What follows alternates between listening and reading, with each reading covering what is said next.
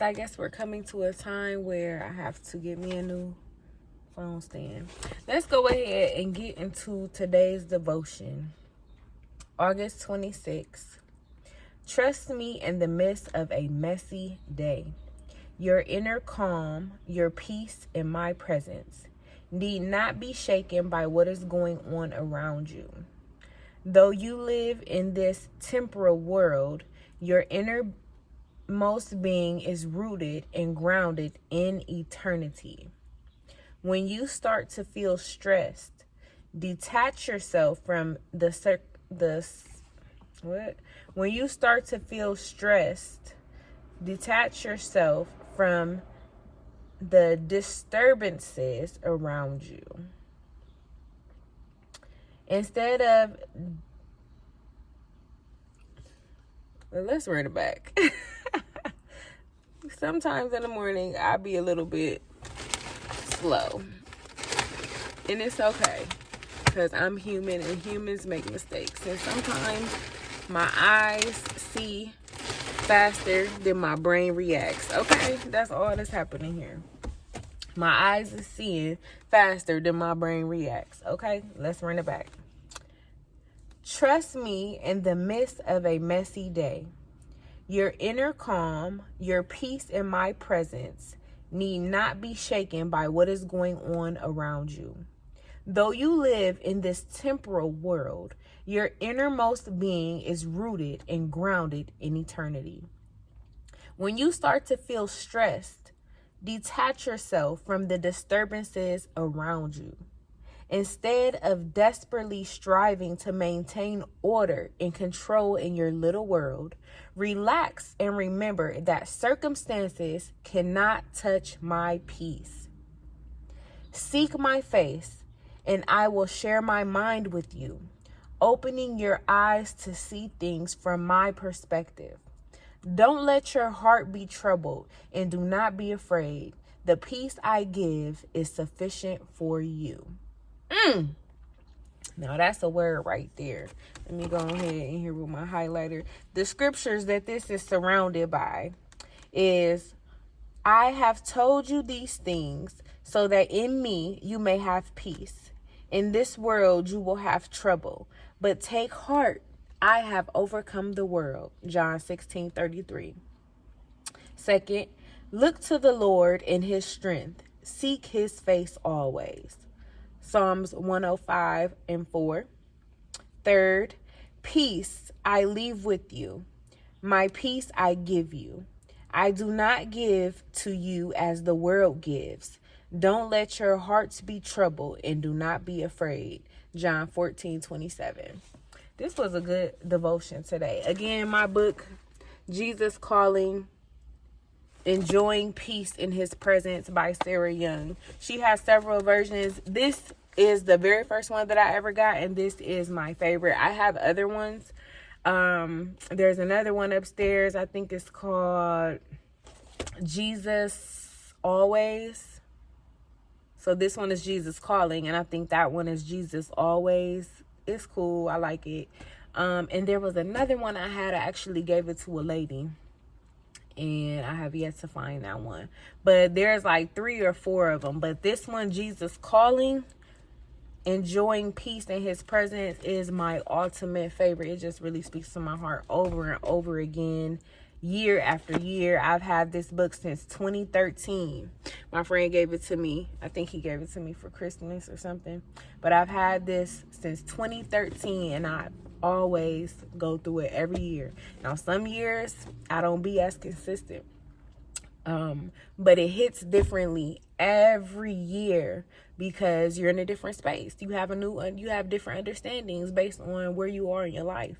So it's always good. That's why I like journaling. I really recommend journaling. I really recommend just reading things time and time again, because it's going to be different. Like, I have a book upstairs that I'm going to be starting. I was supposed to start it on Friday, but Lord forgive me. I'm going to be starting again. I read it before, and I liked it. It's a 40-day book. you read a chapter a day, and it's helping you be relational with when I go upstairs, I'm gonna reference it, but I'll be reading that again. But it's good to journal, write your thoughts down, and then take a look at it, because you don't know what I'll be looking at. Like, I was going through some journals yesterday. I'm like, what the hell? Some stuff is like breakdown stuff. Some stuff, I had a whole notebook full of sticky notes with scriptures on there, but it was scriptures that were good to me, are good to me. It is true. They're true to me. So that's that. That's there. I hope y'all have a good day. Like I said, I'll be back. So this is the other book I was telling you about, Jesus Always. Embrace joy in his presence. And this is the 40-day book, The Purpose-Driven Life. So you read a chapter a day and then reference scriptures and ask questions at the end after you read the little passage or whatever. So this is a 40-day book, and this is really good. Like, I read this before. It got a whole bunch of good reviews on there, and you just go and do it time and time again. So I'm gonna be starting that again shortly. And that's it. That's that. Well, I'm back. And when you're back, you come back different. So it's apparent that I didn't do anything today, but read my devotion, drink some coffee, and now I'm here again, going to jump into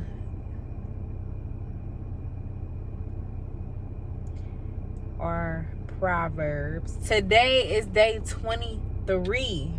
Today we are on chapter 23, day 23, with just 8 days left in our Proverbs 31 day challenge. And I'm excited. I'm still excited to be here. And now we've been learning a lot, but this is getting into the nicks and crannies. It's being real, like it was direct before, but it's real direct today. And let's go ahead and jump into it.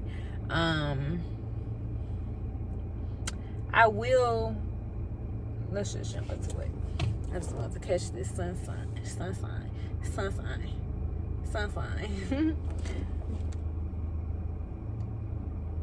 Feel like my little eyebrow was going on.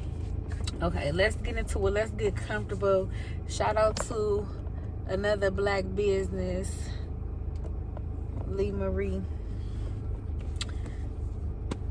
Let's get into it.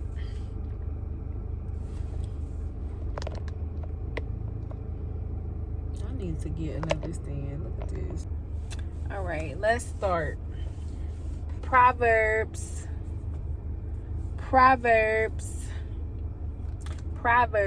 23. While dining with a ruler, pay attention to what is put before you. If you are a big eater, put a knife to your throat. Don't desire all the delicacies, for he might be trying to trick you. Don't wear yourself out trying to get rich. Be wise enough to know when to quit.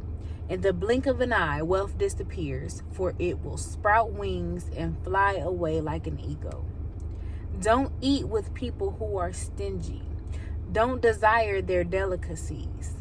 They are always thinking about how much it costs. Eat and drink, they say, but don't mean it. You will throw up with little you've eaten. Eat and drink, they say, but they don't mean it. You will throw up what little you've eaten, and your compliments will be wasted. Don't eat with people who are stingy. Don't desire their delicacies. They are always thinking about how much it costs. Eat and drink, they say, but they don't mean it. You will throw up what little you've eaten, and your compliments will be wasted. Don't waste your breath on fools, for they will despise the wisest advice. Don't cheat your neighbor by moving the ancient boundary markers. Don't take the land of the defenseless orphans, for their Redeemer is strong. He himself will bring their charges against you. Commit yourself to instruction. Listen carefully to words of knowledge. Don't fail to discipline your children. The rod of punishment won't kill them. Physical discipline may well save them from death. We learned that yesterday too. Don't fail to discipline your children. The rod of punishment won't kill them. Physical discipline may well save them from death. My child, if your heart is wise, my own heart will rejoice. Everything in me will celebrate when you speak what is right. Don't envy sinners, but always continue to fear the Lord. You will be rewarded for this. Your hope will not be disappointed. My child, listen and be wise. Keep your heart on the right course. Do not carouse with drunkards or feast with gluttons, for they are on their way to poverty, and too much sleep clothes them in rags. Do not carouse with drunkards or feast with gluttons, for they are on their way to poverty, and too much sleep clothes them in rags. Listen to your father who gave you life, and don't despise your mother when she is old. Get the truth and never sell it. Also, get wisdom, discipline, and good judgment. The father of godly children has cause for joy. What a pleasure to have children who are wise. So give your father and mother joy. May she who gave birth to you be happy. So give your father and mother joy. May she who gave you birth be happy. O my son, give me your heart. May your eyes take delight in following my ways. A prostitute is a dangerous trap. A promiscuous woman is as dangerous as falling into a narrow well. She hides and waits like a robber, eager to make more men unfaithful. Who has anguish?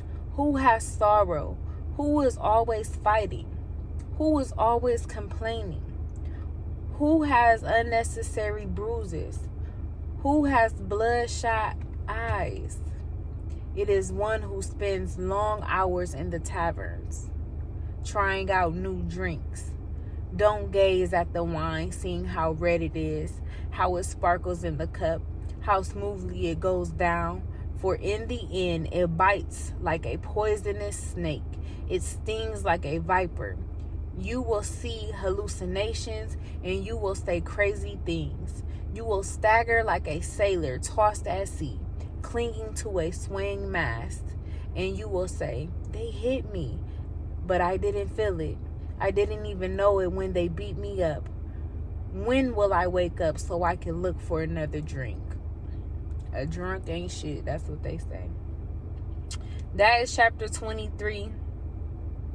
And I asked the Lord to unravel this, because as we read this for the first couple times, we reading it at a surface level, unless we have meditated on it, pray over it, and ask the Holy Spirit to open our eyes, remove the veil from our eyes, and speak to us and give us a clear example of what all this means, how we can share the message, how we can reflect of this message and remember this message. I'm about to go to the store and get some ramen. I'm going to put some vegetables in there. I been wanting ramen, but not just no chicken ramen. You know, I'm gonna put some broccoli. I'm gonna make it with some vegetable broth. Put some broccoli in there. What else can I put in there? Some mushrooms, carrots.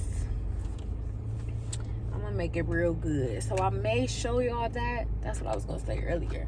I might show y'all, but I might not, because it really ain't that serious. Some cabbage, already got cabbage. So yeah, I'm about to just make this quick run, come back to my house, do some things, and I'm gonna catch y'all Catch y'all on the flip side.